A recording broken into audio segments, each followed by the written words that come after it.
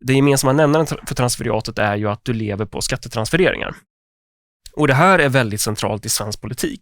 In med sugsnabeln någonstans i statsapparaten, gör en deal med någon politiker eller något så att du kan få det här kontraktet på 3 miljarder. Du behöver inte ens leverera någonting. Örebro är en sån kommun, han var väldigt mån om att vi ska ha våra IS-terrorister hemma och så här.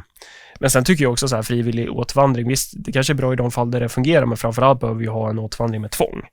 Alltså alla som är kriminella invandrare, det finns ju inget argument. Är det en sak du skulle jobba för i riksdagen? Herregud, ja.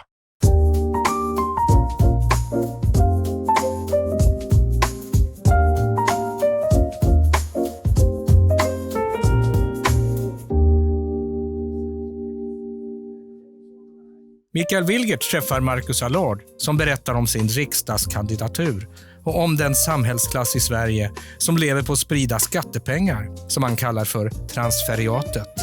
Kul att se det här igen. Detsamma. Välkommen.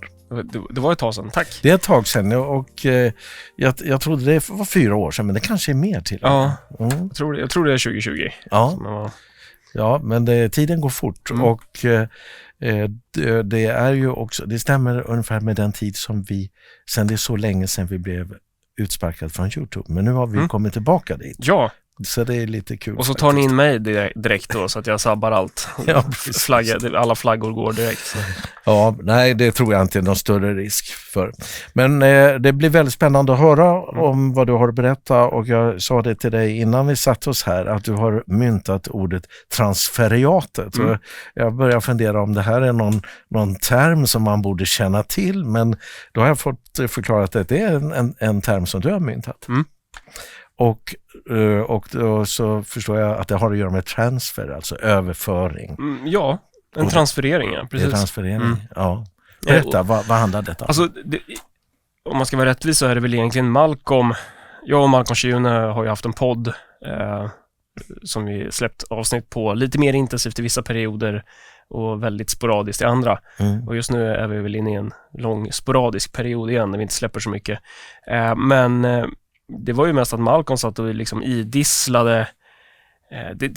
Någonting skavde ju så här, de här människorna runt svensk vänster primärt och alla de här hittepåjobben och allt vad det är. Och istället för att bara så här slänga sig med andra termer så sket jag ur mig transferiatet då, som begrepp bara för att vi skulle ha något. Så det är väl en variant på proletariatet fast transferering då. Och det är en sån här grej som är. Det är väl naturligt att man pratar om det hela tiden, men jag blir nästan trött på att höra mig själv berätta om det. Men det är ju, och jag kommer inte ihåg om vi pratade om det för 5 år sedan. Nej, det gjorde vi inte. Inte så vitt jag vet. Det, okay, men det är ju vissa marxister kanske skulle säga så här att men det här är ju inte en korrekt klass, så i klassisk marxistisk terminologi typ, och det skiter jag lite i. Så här, det är väl lite inspirerat av det marxistiska klassbegreppet, men jag vet inte om man ringer in en klass eller klassfenomen, men det gemensamma nämnaren för transferiatet är ju att du lever på skattetransfereringar. Och det här är väldigt centralt i svensk politik. Och då delar jag in det i två skikt i transferiatet. Så då har det övre skiktet och det lägre skiktet. Och det övre skiktet, det är ju då alltså det här som nästan alla har stött på och som man tvingas stöta på i sin vardag. Alltså allt ifrån de här direkta hittepåjobben som är förnyelsedirektör, mångfaldsstrateg, genusvetare, alltså så här, ideologiproducenter, symbolmanipulatörer. Du hittar också väldigt många olika chefer, administratörer och också typ tjänster som kanske inte nödvändigtvis måste vara ett problem, men som kan bli ett problem inom transferiatet. Så det är som ett övre skikt så. Och sen så har du ju ett lägre skikt, och det är primärt då bidragsmigranter. Alltså om vi tar hit somalier, om vi ska ta ett exempel, med somaliska 8-barnsmamman som analfabet. Var någonstans i den svenska ekonomin ska hon jobba? Är det på ABB eller är det Volvo eller ska man bygga robotar? Jag vet inte. Det är så här, det blir ju per definition en bidragsklass, för att Marx pratar ju om så här att det fanns, ja men du hade ju arbetarklassen och sen hade du reservproletariatet pratar han ju om.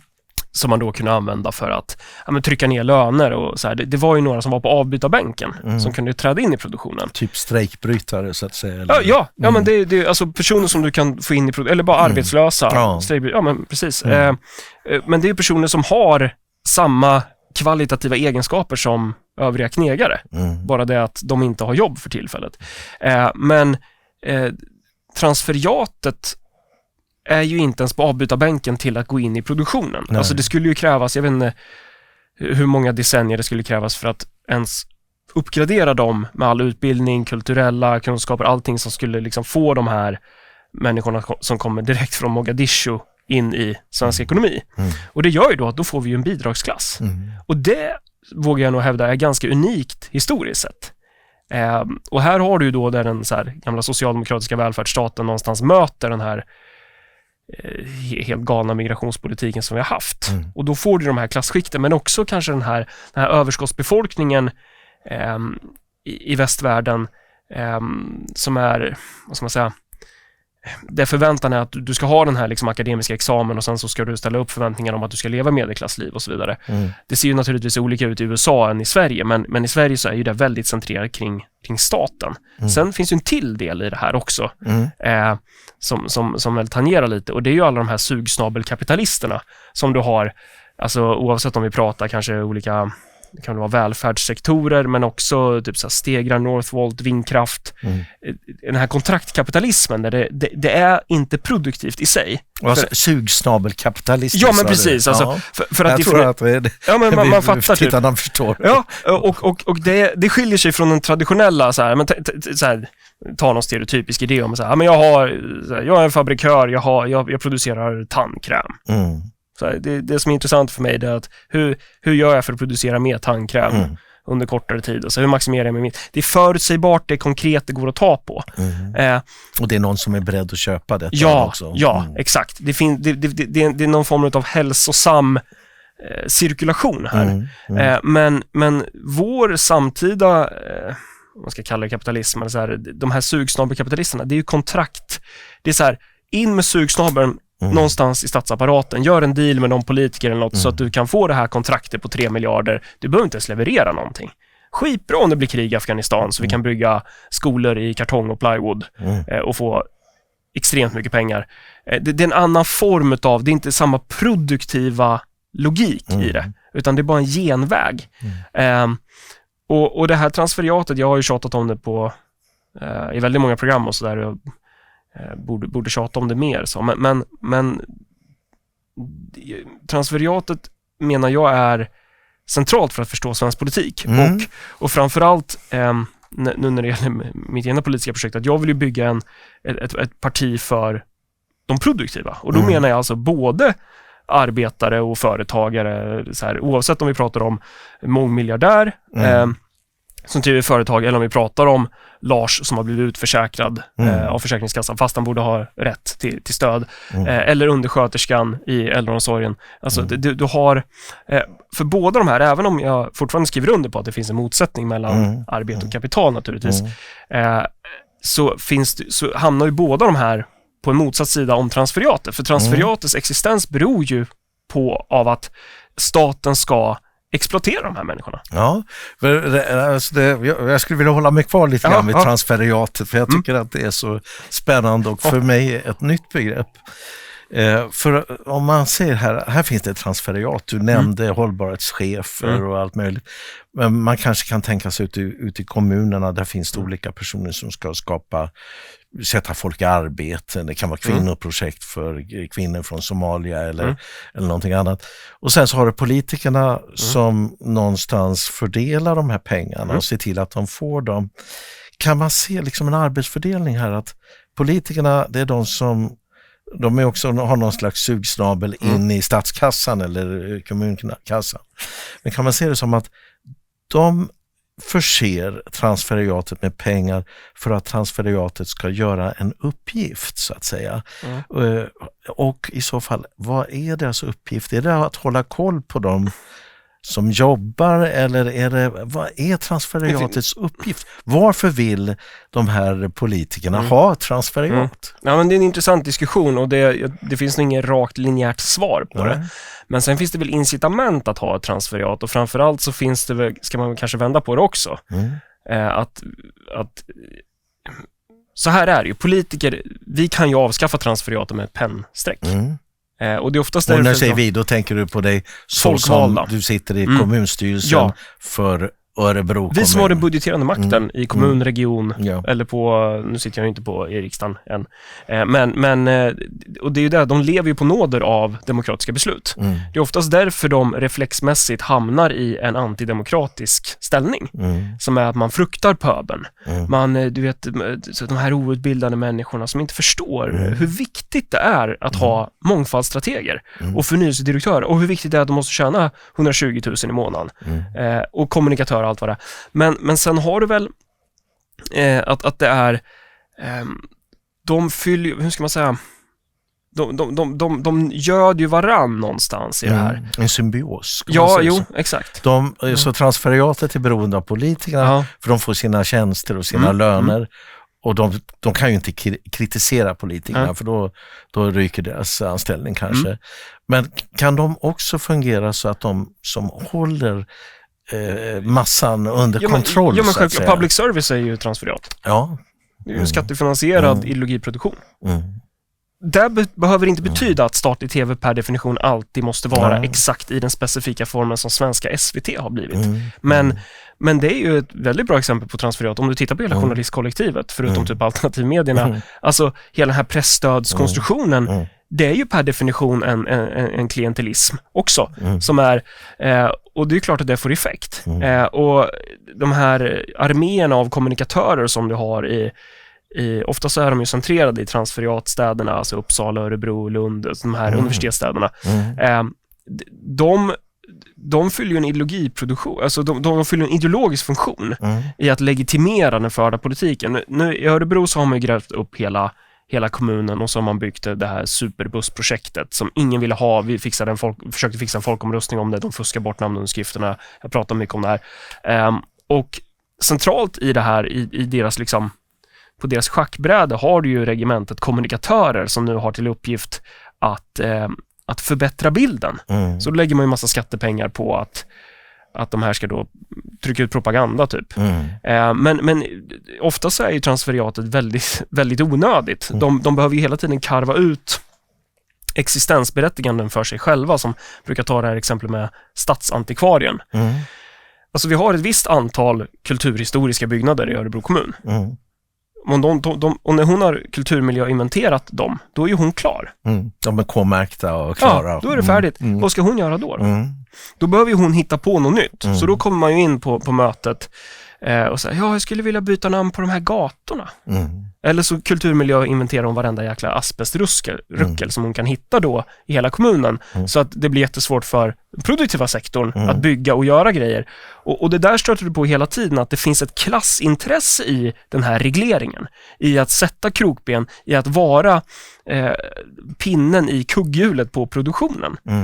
Och framförallt så blir det liksom en logik som är... Du säger att det är ett intresse av att sätta en pinne i kugghjulet. Det blir det ju. Ja, men är det? För det, jag tror att många skulle hålla med dig om att mycket av det här man upplever det som att det är någon som försöker hindra mig i det jag ska göra. Men är det en avsikt? Så att Nej, är det ett sätt att skapa den här jag tror inte att det finns en konspiration bakom. Nej. Men alltså sättet vi skaffar vår mat på determinerar oftast våra beteenden.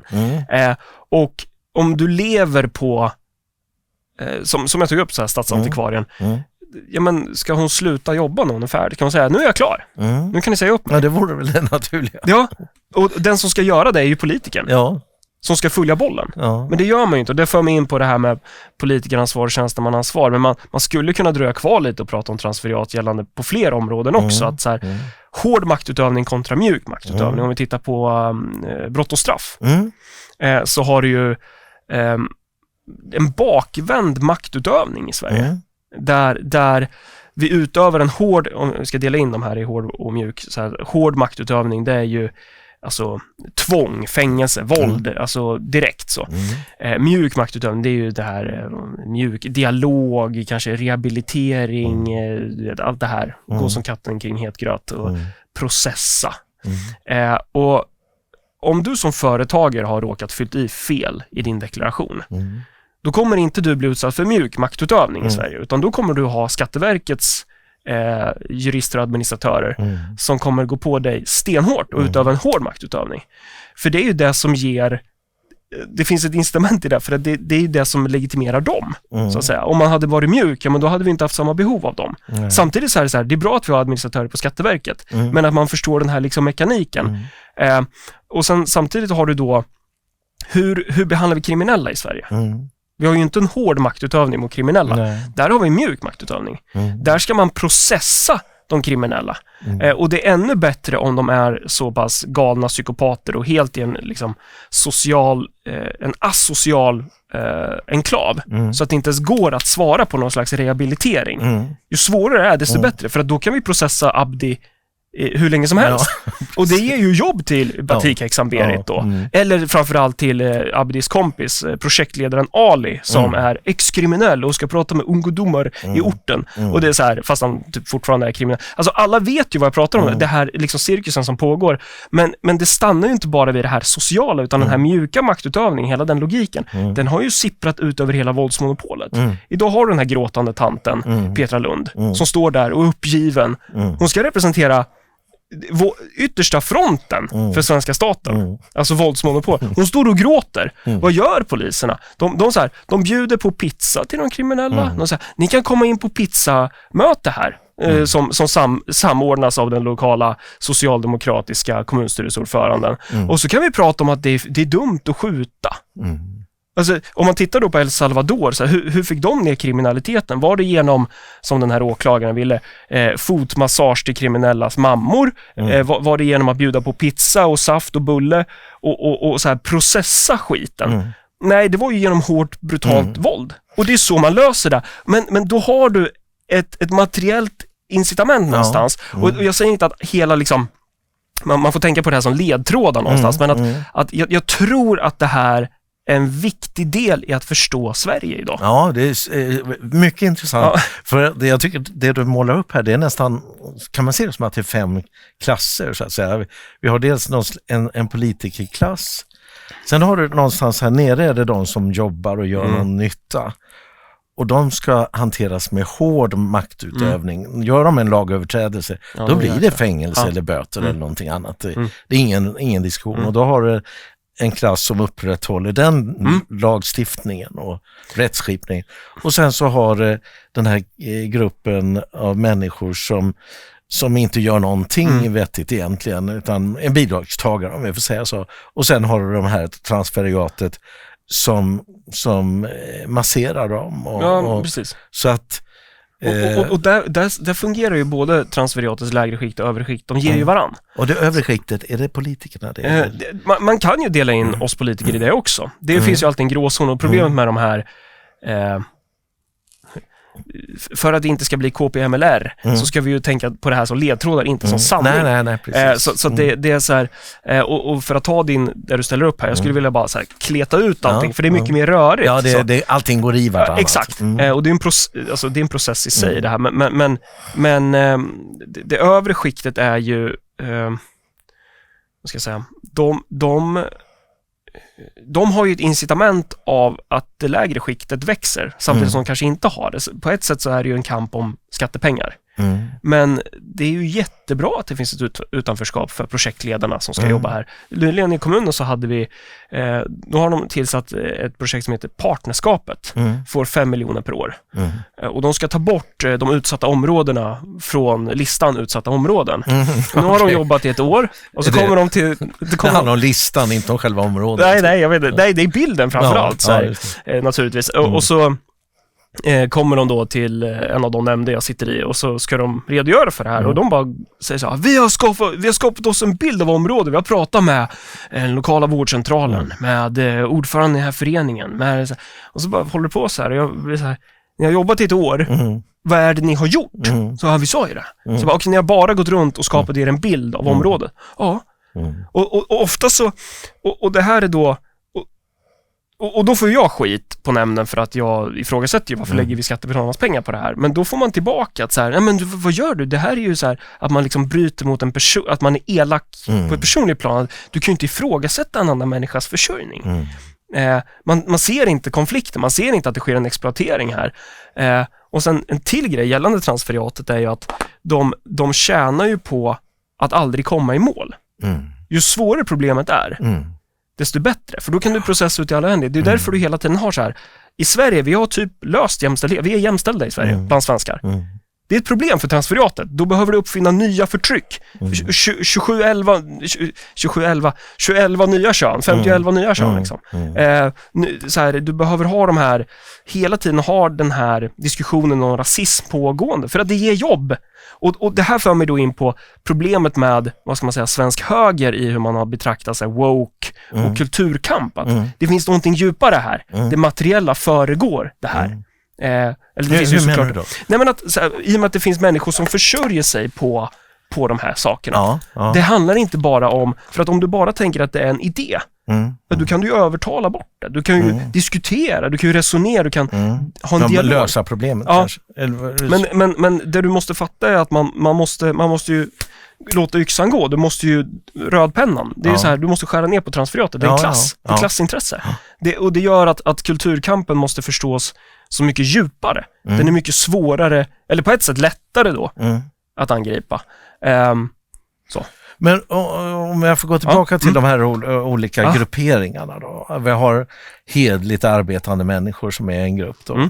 Och där säger du, där kan det finnas både miljardärer och arbetare så att säga. För det är personer ändå som anstränger sig för att bidra på ett eller annat sätt. De är ju en del av cirkulationen av det som får hjulen att de får pengar för att göra någonting och de betalar andra för att göra någonting. Och sen har den här gruppen som kanske är bidragstagare eller problempersoner, kriminella eller så vidare. Och den växer hela tiden därför att de som hanterar den, de vill ha mer och mer att göra och behöver ha mer och mer pengar. Men skulle du säga att den klassen också har ett syfte gentemot de här hedliga personerna, att det är så att säga för att skapa den här osämjan och oron i samhället, att det är en konspiration som jag tror det skulle. Eller är det bara det att det är så många som vill leva på de här och att det är därför de ska bli fler och fler? Det hade varit så skönt om det bara var en konspiration, för jag tror att det hade varit lättare att bara lösa det då, men att nej, det är bara ska man säga, samhällsutvecklingens anarki typ, att det är så jag tror inte det finns en konspiration bakom det här. Sen vill jag också säga det här med bidragstagare, att så här, om du knegar och du får cancer eller blir sjuk och du behöver gå på bidrag, då är ju inte du en del av transferiatet. Nej. Så att det är en försäkringsfråga nästan. Så det handlar ju om, kan du bli en del av produktionen eller inte? Men Men det här, vi kanske kommer tillbaka till det, men när du berättar om det här så drar jag mig till minnes att du sa i vår förra intervju att du hade en bakgrund som marxist. Också. Hur har det med det här att göra? Nej, men jag har ingen problem att kalla mig själv för marxist. Jag vet ju att många av mina väljare så här, kanske reflexmässigt bara och så får man upp en bild. Men det är ju det här som du ser den största anledningen till varför jag hamnat i konflikt med min. Så jag var ju aktiv i vänstern, jag var en idiot i många frågor, jag så här invandring och så här är jag omvärderat, jag var väldigt pubertal och radikal och jag skäms för min tid där. Men det jag fortfarande har med mig är ju den här marxistiska analysen, och det var ju det som till sist ställde till det ordentligt när man ställde sig frågan så här, okej, men vi säger att vi vill gynna arbetarklassen. Men på vilket sätt tjänar arbetarklassen på den förda migrationspolitiken då? Och så blir det syntax error. För det blir inte religiöst. Och jag vet ju att många vänder sig emot det jag säger nu, men så här, dagens vänster är inte socialistisk. Den är inte marxistisk i den bemärkelsen, för att här har jag vänt på det hela med udden mot vänstern. Vänsterns klassbas idag är transferiatets båda skikt. Och det är också därför du ser utvecklingen från att vara. Du sa båda skikten, ursäkta. Ja, både det lägre bidragstagare och det högre hittepåjobben.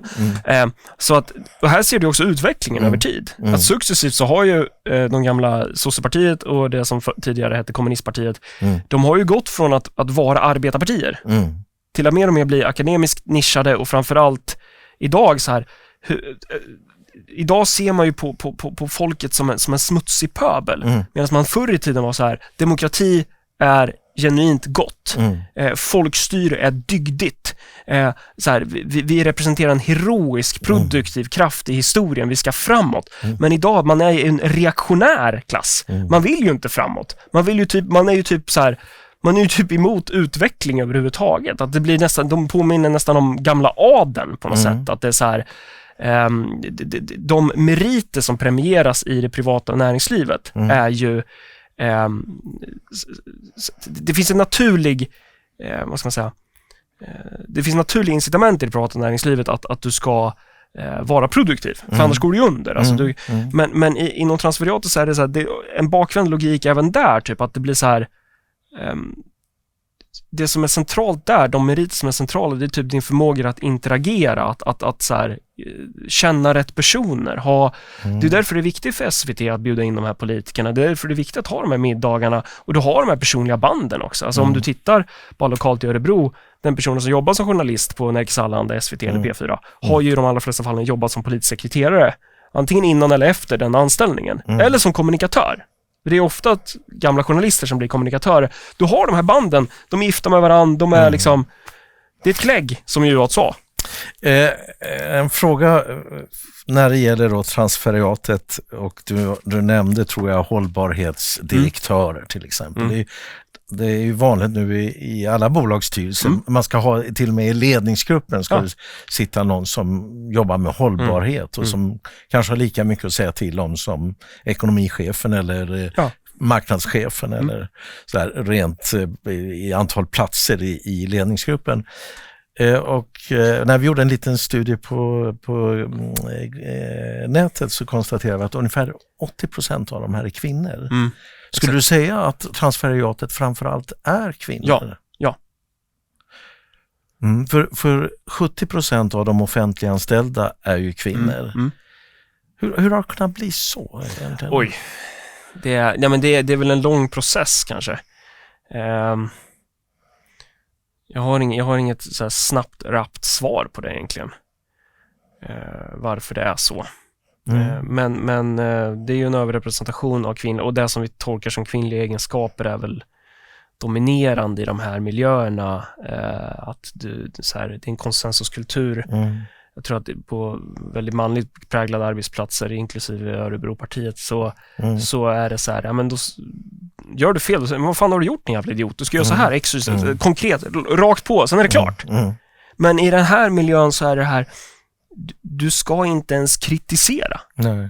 För om du kritiserar, då är det hat och hot. Typ. Att jag tror att du kan förstå typ de här centerpartistiska kvinnorna som pratar om hat och hot utifrån kanske den logiken också. Nu kanske de har blivit utsatta för något grovt så, men att jag tror att inom klägget så finns det man är inte van vid mothugg på samma sätt som du kanske är i andra arenor i samhället. Utan om du är i den här konsensusångestmiljön så är det ja, men du kommer aldrig till sak, du trippar runt det här och det jag tror att det blir främmande. Förstår man hur jag menar här? Nu trippar jag själv runt det. Jo, men har det att göra med att det kanske inte finns några tydliga saker man ska åstadkomma. Exakt. Det spelar inte så stor roll. Man kan hålla på med det här ganska men precis. Länge. Hur utvärderar du förnyelsedirektörens arbete? Hon har till uppdrag att förnya kommunen. När är hon färdig då? Och när har hon misslyckats? Alltså hur den vänder och vrider på det. Och det är det här som för mig då till adeln, att det blir ju bara... Det här är ju bara ett alibi för att den här människan ska ha pengar. Och sen bara klistrar vi på något smart i efterhand. Ja, och det kanske till och med gör mer skada än nytta, om man säger så. Kanske till och med mycket mer skada än nytta. Ja herregud. Men precis, vi kanske får komma tillbaka till vad man ska göra åt det här. För jag gissar att du har en plan för det också. Det finns ett snabbt svar på. Och det är ju att, som sagt, det är ju bara att göra en annorlunda budget och sparka. Så mycket du kan. Och sen i vissa fall, som till exempel jag sa det här med byråkrater på Skatteverket, vi kommer behöva ha byråkrater på Skatteverket, men vi kan bestämma hur nitiska de ska vara. Och då kanske vi upptäcker att vi kanske inte behöver ha lika många byråkrater på Skatteverket. Och gällande det här med mjuk maktutövning, alltså förr i tiden, då ringde du till din lokala sossepamp. Hej, jag har byggt ett plank, det är lite för högt än vad detaljplanen säger. Ja, det är lugnt, jag löser det. Och så var det färdigt. Att det är så här, den här och det för mig in på det här med politiker och tjänstemän också, att det hänger ju ihop lite hur rollerna har förflyttats från politiska kadrer, från politikerstyret till mer tjänstemannavälde. Ja, att det här går, det är ett maskineri som går av sig själv, så att säga. Swebb TV har ju inget stöd från mediemyndigheten och de säger ju att Swebb TV har ingen nyhetsverksamhet. Vi tycker ju att vi har det trots allt. Många av våra lyssnare tycker nog också att vi har ett ganska bra nyhetsvärde. Du bidrar bäst genom att bli premiummedlem eller swisha till 123 535 8692 eller donera med kontokort på vår hemsida. Ge kroppen stöd att rensa, skydda och balansera. Avgiftningspaketet innehåller D-vitamin, nattokinas, C-vitamin, NAC, selen och zink. Ett genomtänkt paket sammansatt för att stötta kroppens egna avgiftningssystem. Finns att beställa på butik.swebtv.se. Nu måste du få berätta lite om ditt parti. Just det. Och att du aspirerar till riksdagen. Och du gör det finns 2 vägar. Det ena är att du, jag antar att då är det dig personligen med 12% i din valkrets. Eller är det valkretsen? Eller regionen? Det är valkretsen. Det är 29 valkretsar. Jag tror att Stockholm är en egen, Göteborg är en egen och då är det väl som kommun då. Men sen i vårt fall så är det Örebro län. Ja. Och då kan du få 12% och då får du en riksdagsplats. Ett annat alternativ är att Örebropartiet som kandiderar också till riksdagen och till kommunen och regionen också kanske får 4% eller mer till riksdagen. Ja, nationellt. Nationellt. I båda fallen så är det ju riksdagsvalet. Jag har sett att vissa har förvirrat det lite, att vissa tror att det kanske är regionvalet eller kommunval, men det är ju något helt annat. Utan i det här fallet så är man ställer upp till riksdagen. Antingen får du 12% i din valkrets eller 4% i hela landet. Just det, självklart det är det ju så. Men vad bra att du sa det. För det är inte, och det är ju typ ingen som känner till att det finns en 12%-spärr. Jag har sett vissa så här, tidningar har varit så här: han kan ta sig in via ett hemligt kryphål. Det är så här, Ja, det är bra. Men då uppstår ju den här frågan, för om du skulle få 4% för partiet i riksdagen, vilket är inte uteslutet, även om det är ett högt mål, men inte alls orealistiskt. Då är det ju upp till 13-14 personer som kommer in på 4%. Vad är det för personer vi pratar om då? Det kan inte jag svara på nu, för vi har inte satt listorna än. Och vi också, ska man ha med sig, att vi är just nu i fasen att vi magsårar ihop det här valprogrammet. Och det här är ju ett resultat av att vi ställer upp till riksdagen, är att jag hade ju inte tänkt göra det egentligen, utan det dök upp en generös gåvogivare. Och nu när jag säger det här så nu sätter vi igång så här: är det ryssarna, är det judarna, är det liksom Wallenberg, vet du, börjar alla spekulationer. Men vi kommer redovisa det till kammarkollegor. Men att måste man göra det? Får jag fråga det? Om du är skyldig att redovisa stora donationer. Allting över 29 400. Så det kommer vi redovisa. Men resultatet blir att min strategi som tidigare var att sakta men säkert bygga kommunpartier och sen någon gång i framtiden gå för riksdagen, den bara kastas ju över bord, för att helt plötsligt finns det ju förutsättningar. Och i mitt fall så är det så här: vi är ju ytterst ett kommun- och regionparti. Och jag ser inte vad jag skulle förlora på att köra egentligen, för att om vi skulle misslyckas med 12 eller 4%, jag ska ingenstans, jag sitter kvar i kommunen och gör det jag fortsätter göra. Så det, jag har inte så mycket att förlora som svar på gällande listor, men bara så man är med på förutsättningarna vad vi är just nu. Och det är därför som jag kommer vara så sur när vi är färdiga med vårt valprogram, för jag kommer tycka att det är för framstressat. Men nu får det ju bli så. Har du någon vice partiledare? Nej, det funkar inte riktigt så, utan vi är så litet parti. Vi har en styrelse, men det är jag som håller i trådarna. Ja, det är en styrelse. Kan man säga vilka som sitter med där? Det ska ju vara... nu tar du mig på bara... Men det är ju jag, Glenn, Elliot, Mio, Peter Springare sitter där också. Ja, det är väl vi. Ja, men och Peter Springare känner vi ju, våra tittare känner väl till, eftersom han har ju varit med här flera gånger. Ja, Adam sitter där också. Precis, det är alltid risken där man nämner personer, man missar någon. Det är ingen som vet vilka de här personerna är i alla fall. Så men det här är strategin. Peter känner folk till naturligtvis. Men, Förlåt. Nej, jag bara mumlar, för jag sa att det är ingen som vet vilka de här är, men Peter känner folk till i alla fall. Ja. Så att det blir ju väldigt spännande att se. Och då uppstår ju naturligtvis frågan här, hur känner du för de andra partierna? För du har den här beskrivningen av transferiatet. Om du skulle ta och tänka in Moderaterna nu, om vi tar dem som exempel, företräder de transferiatet och den här underliggande bidragsklassen, eller företräder de den arbetande klassen och de som har den här hårda styrningen? Nej, men alltså Moderaterna är väl, om man ska tänka, alla partier har ju oftast väljare från alla möjliga håll och kanter, så det är ju inte så rent, utan det är väldigt grötigt. Men Moderaterna är väl deras primära gravitation, tror jag, till de här sugsnabelkapitalisterna som jag nämnde, som man på ett sätt kan mena är en del av någon form av transferiat. Det är de här som vi också har kallat bidragskapitalisterna, det vill säga de som ligger bakom Northvolt och Stegra. Den typen av projekt. Och så här, du vet, som propsar på väldigt mycket för att vi ska luckra upp välfärdsområden och få in verksamheter där också. Och vilket inte alltid behöver vara någonting dåligt, men att det är där du hittar, och det är också där de brukar vara som mest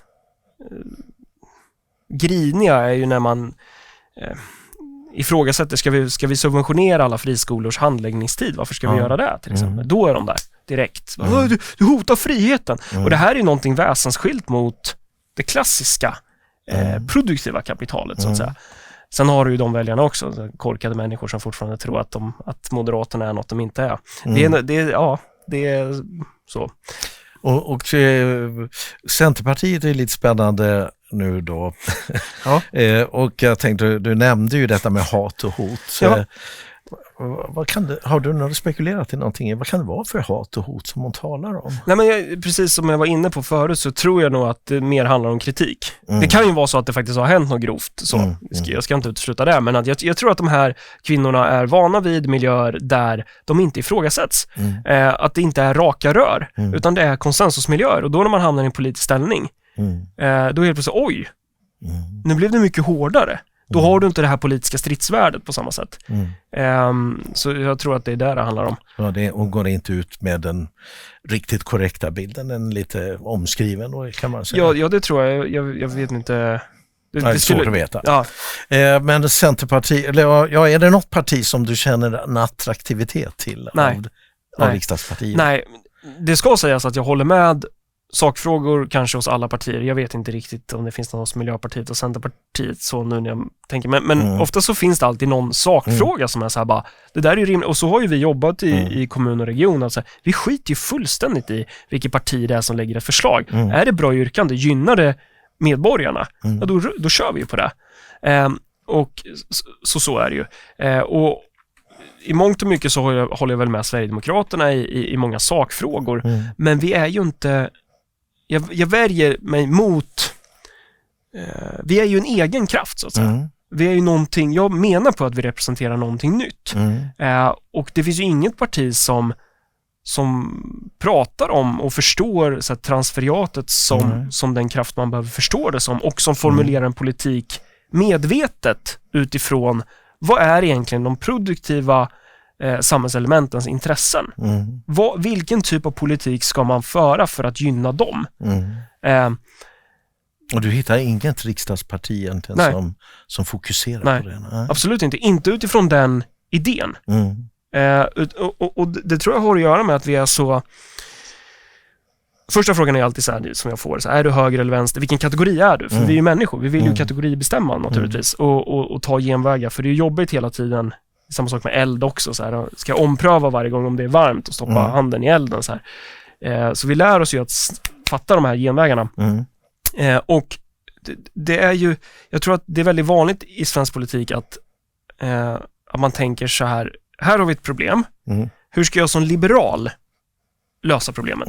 Eller hur ska jag som socialist lösa problemet? Istället för att tänka, hur ska jag lösa problemet för att gynna de här människorna? Eller hur ska jag lösa problemet? Och sen skiter jag i vad det säger om mig. Så här. Och det är alldeles för mycket sånt, så att ifall man skulle pitcha det här för någon person inom högern typ, ja men du vet, det finns ett klassintresse i det här.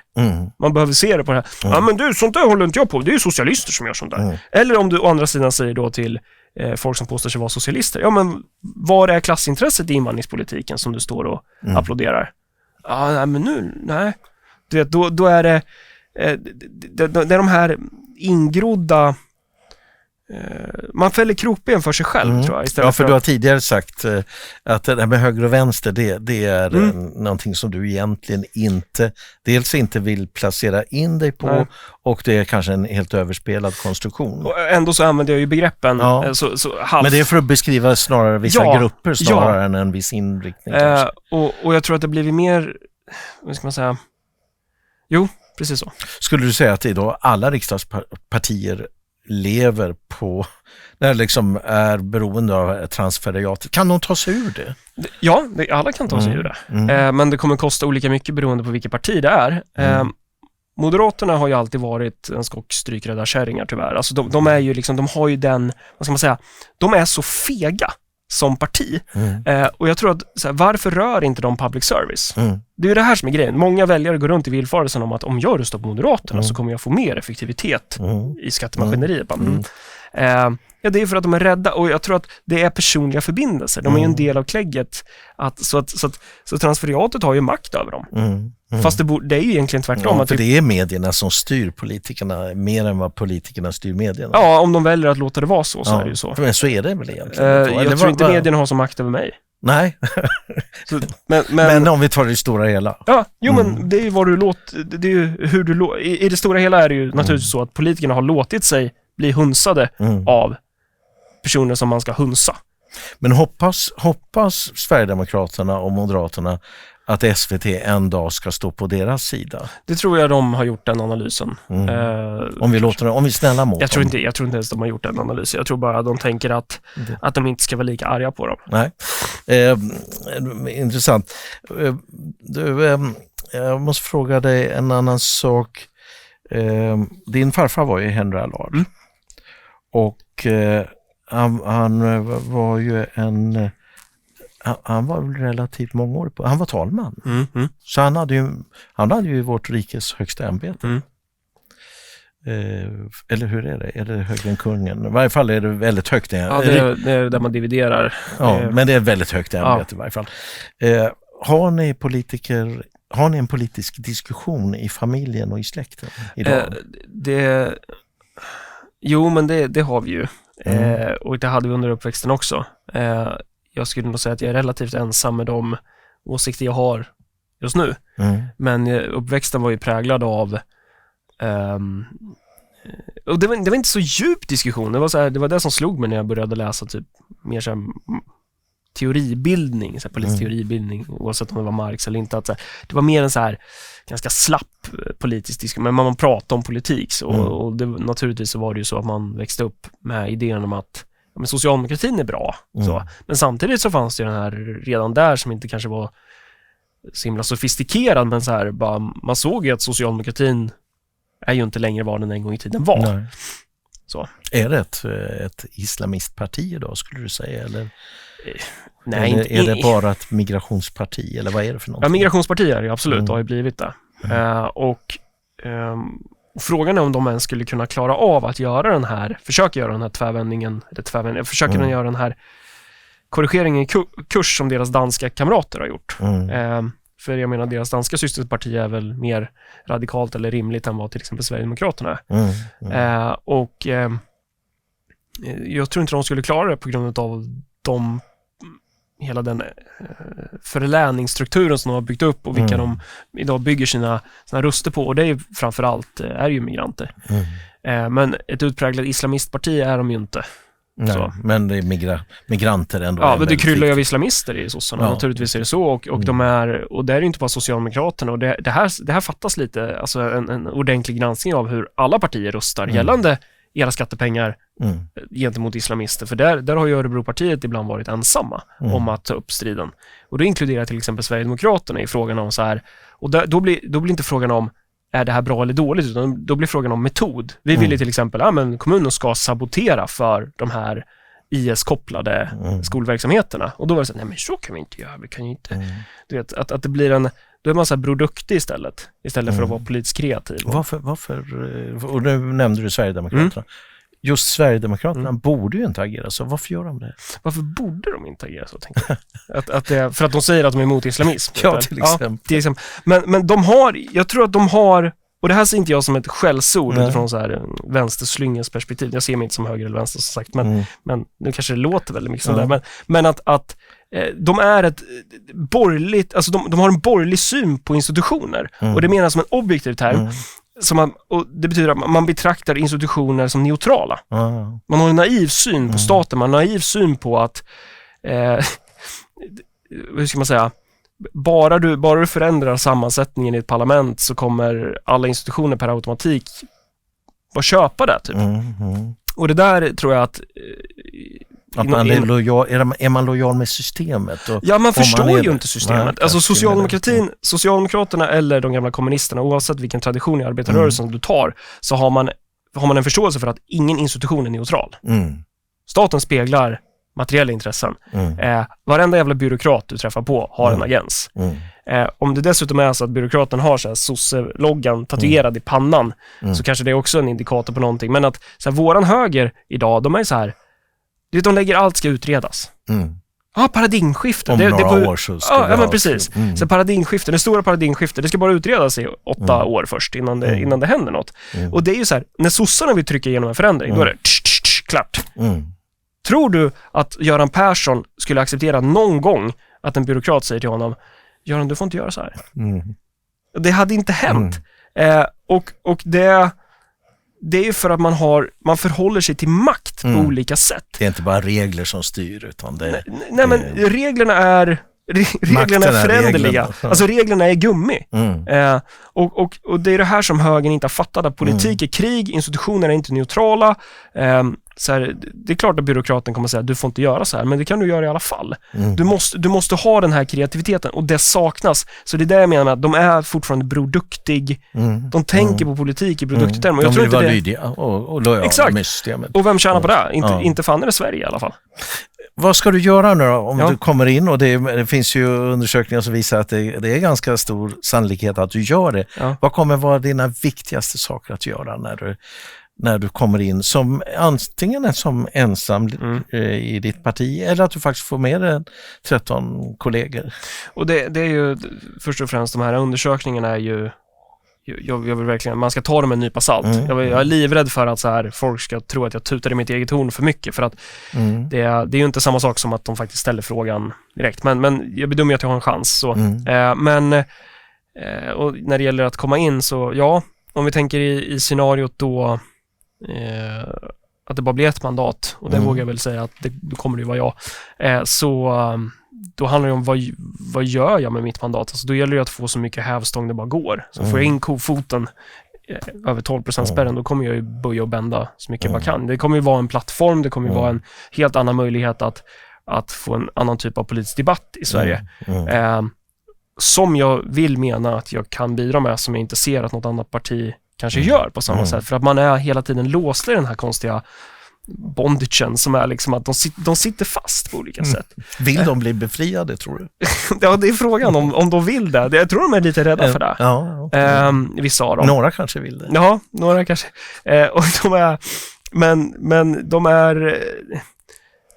Så det, för man kan ju inte göra... Eller så här. Nu svamlar jag jättemycket. Men om man får ett mandat, och många säger, ja, men vad fan spelar det för roll då? Men ja, det kan ju bli en vågmästarroll. Ja. Det är väl inte... det har vi ju haft tidigare. Ja. Så att det är inte uteslutet i varje fall.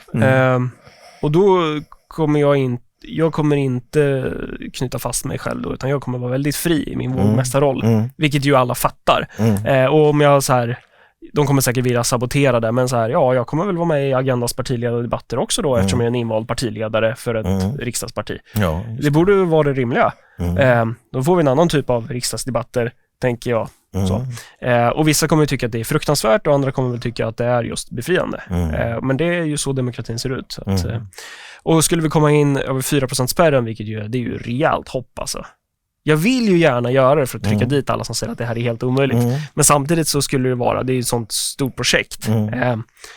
Så det är därför vi primärt fokuserar på just Örebro län, så vi koncentrerar oss där. Men att... Och då har du win-win oavsett. Så att säga. Men om man säger så här nu, du säger det egentligen tydligt, du signalerar inte, innan du är där så signalerar du inte att du ska in i det ena eller andra blocket, utan du är fri så att säga. Det säger sig självt att så här, jag tror att det kommer vara lättare att komma överens med nuvarande Tidöpartier och SD. Så, ifall någon nu inte räknade om dit. Men du kanske inte ger din röst gratis? Nej, herregud. Absolut inte. Det ska de inte tro. Och sen, men så här, om Magdalena Andersson kommer så här, vi inleder en storskalig återvandring imorgon, Marcus, om du röstar för det här. Ja, men då kan vi ju göra upp. Men det kommer ju inte Magda säga. Jag tror inte Nooshi kommer gå med på det heller. Men så här, jag skiter i de här. Och det är också så skadligt för svensk politik att så här, fatta vad mycket bättre land vi hade haft om alla bara kunde säga så här, men vi kan samarbeta med vilket parti som helst. Bara vi får igenom. Vi jobbar i sakfrågorna istället. För jag jobbar på uppdrag av mina väljare. Ska jag då bara rynka på näsan? Så här, jag ska trycka, jag ska maximera min jävla position. Du har inga jag tänkte på Centerpartiet aviserade ju röda linjer mot både SD och vänster, tror jag. Ja, det är så men du har ingen röd linje. Nej, det har jag inte.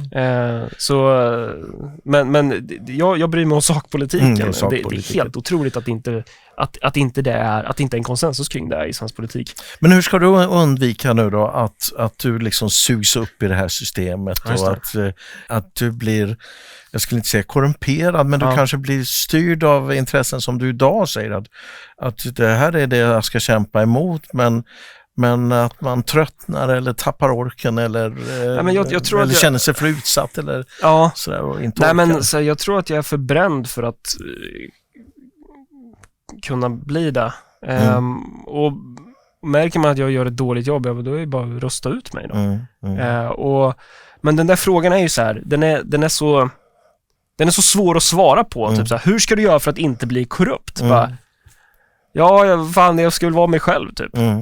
Och tänka på så här, jag är ju inte där för...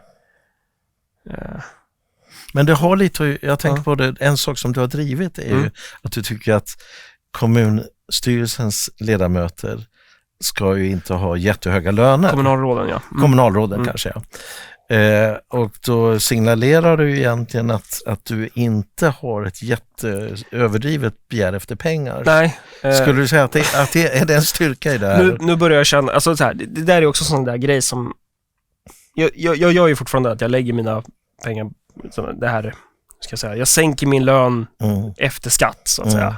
Du ger till partiet eller? Nej, det är vad Vänsterpartiet gör. Så gör inte vi, utan jag ger till folket. Jag hjälper ju människor. Nu nyligen så var det ju en rullstolsbunden man som Öbo hade ju varit, Örebro bostäder hade varit riktigt svin mot honom. Och han behövde ju någonstans att bo, så då fick jag en lägenhet och sånt där. Sen så sa jag ju nej till slut, så det blev ju en swish till han då. Men det var ju en radhusägare här i Stockholm var det ju, som han bodde granne med en gängkriminell.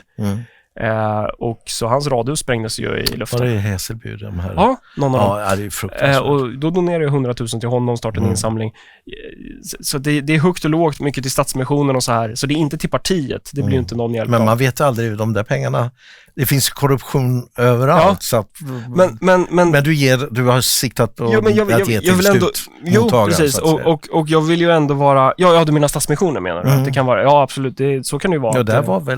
var säkert, inte Ulf Kristersson inblandad? Jag får bygga en egen hjälporganisation. Men det jag vill söka efter här är att så här... Samtidigt som det är fint att ge och så här, så blir man ju så här...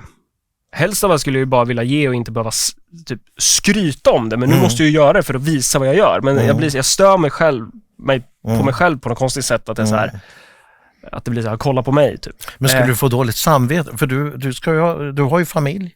Ja, det är exakt dit jag ska komma. Du vill ju ha ett boende för dem, alltså, familjen, och du vill ha en bil och kunna ta det fram. Jo, men det är precis. Så att, kommer du känna skuld om du behåller din lön och kanske till och med får en högre lön och får ett liv i välmåga? Ja, det är så här, Alla som känner mig sitter ju och garvar nu, för att jag är ju så här, jag har ju blivit, alltså som ett resultat av det här, att man ser hur mycket pengar man ger bort, så har ju det slagit slint i huvudet på mig, så jag har ju blivit så här notoriskt snål.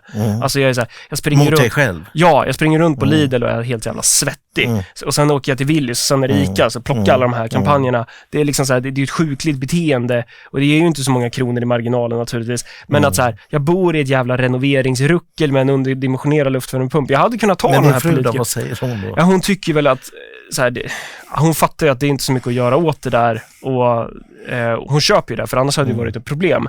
Men det är klart att så här, men jag har sagt att jag ska göra det, och då får jag göra det. Men så att jag tjänar jättegärna mer pengar. Men just när det gäller politiska uppdrag, där har jag satt en linje. Då ska jag fan hålla den. Sen kan man diskutera så här, ska det vara 50% av arvodet eller 70% av arvodet? Det beror på vilka uppdrag är det. Och framförallt, vad gör du? Jag är den första att säga så här, om du gör ett bra jobb, det är klart du ska ha mer pengar. Och jag kan säga det. För det ligger ju lite i din teori, så att säga. Att du sa ju det, att det kan finnas både miljardärer och arbetare i den här arbetande gruppen. För det är väl också så, pengar är ju tid, och ska du, som du säger, springa runt i affärer och jaga extra erbjudanden, då hinner du göra ditt riksdagsjobb då? Nej, det är ju det som jag är ju en idiot. Nu får vi löpa linan ut så. Och det är så här. Ja, men man kan ju tänka om också i och för sig. Jo, men vad fan. Det är en ny situation. Men du behöver inte svara nu. Nej, du får fundera på det. Jag har ju hamnat i någon situation där jag ska springa kapp mig själv på något sätt. Jag får ha tur med, jag får köpa bra utdelningsaktier. Om någon har något tips så får jag väl. Du kanske känner till att vi har ju vårt program Värdepappersportföljen, och där den har ju stigit nu 36% sen i februari. Är det guld? Mycket guld i den? Det har varit, man kan säga så här, vi började med försvar. Ja. Och sen så blev det guld och silver. Just det. Och sen nu har vi trappat ner försvar och satsat på AI. Men inte vilka AI som helst, utan då, sådana som vi efter lite utvärdering tror på. Jag får ta rygg på er. Ja, gör det. Om du ber om det eller vill ha det, så ska jag se till att du får ett medlemskap också. Så att du kan, för man måste nästan vara medlem för att ta del av det här. Men det är ju en del av det som finansierar vår verksamhet faktiskt. Ja, jag tycker att jag har fått svar på allt jag hade kunnat tänka mig. Kanske en liten fråga kort, och det är ju detta med de här kommunerna som vägrar diskutera återvandring. Har du någon kommentar till det? Jag har en väldigt tråkig kommentar, och det är bara det vet vi ju redan. Eller så här, att det är ju väldigt smart av Tidö att de skickar ut den här inbjudan, för att det är ju ett det är ett jättebra sätt att syna de här på. Så att när sossarna ska försöka triangulera att så här, nej, vi kommer stå för en restriktiv migrationspolitik, de får ju för sig att de ska kommunicera det ibland, så vet vi ju att facit är ju att det här är de som sitter ute i kommunen, och det är inte bara sossar, det är moderater också som säger, nej, vi vill inte ens prata om hur vi ska få. Örebro är en sån kommun, han var väldigt mån om att vi ska ha våra IS-terrorister hemma och så här. Men sen tycker jag också så här, frivillig återvandring, visst, det kanske är bra i de fall där det fungerar, men framförallt behöver vi ha en återvandring med tvång. Alltså alla som är kriminella invandrare, det finns ju inget argument. Är det en sak du skulle jobba för i riksdagen? Herregud, ja. Förutom 67 500 som är gängkriminella. Ja, alltså få alla som är involverade i gängkriminalitet måste ju ut naturligtvis. Och sen så därefter får du kategorisera så här. Alltså överlag. Vi gillar ju skatterevisioner i det här landet. Vi borde ju ha en demografisk revision också. Titta på i princip. En folkräkning kanske? Ja, en folkräkning och en ordentlig. Och titta på vad är det för människor som har kommit hit från årtal, vad ska vi säga, 95 eller 2000. Vad gör de här människorna idag? Och sen skulle jag vilja ha mycket mer av politikerstyr, att du istället för att ha en anonym stor byråkratisk koloss, så jag vill ju ha politiker som du kan ställa till svars. Alltså tänk dig en nämnd via riksdagen typ, som bara fattar beslut i det. Hade kunnat vara med Försäkringskassan-ärenden också. Då tror jag vi hade fått mycket mer bättre utfall som är beroende på vilka partier som sitter där förstås. Men att då kommer du ha ett incitament som politiker att inte fatta såna här idiotbeslut där en våldtäktsman får 800 000 kronor och får vara kvar i Sverige, medans 16-åriga Lisa som inte har gjort en flyga för när hon ska ut till exempel. Alltså det är så här, det finns en anledning varför allt är upp och ner. Ja, det ska bli väldigt spännande att se detta. Jag får önska dig lycka till. Tack för att du ville berätta om de här sakerna. Tack ska du ha.